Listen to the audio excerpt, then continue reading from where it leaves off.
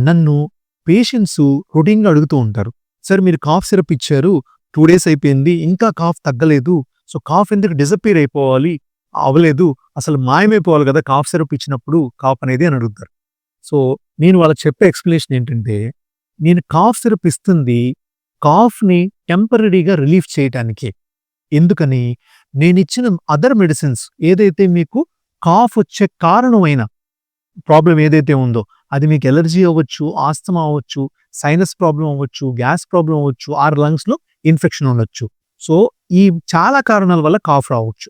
So, ఆ route కాజ్‌కి నేను medicines ఇచ్చుంటాను మీకు. ఆ రూట్ కాజ్ యాక్ట్ చేసి కాఫ్ తగ్గే లోపు మీ కాఫ్‌ని సప్రెస్ చేయటానికి ఆర్ సింప్టమ్స్ తగ్గించడానికి మాత్రమే కాఫ్ సిరప్ యూజ్ అవుతుందండి.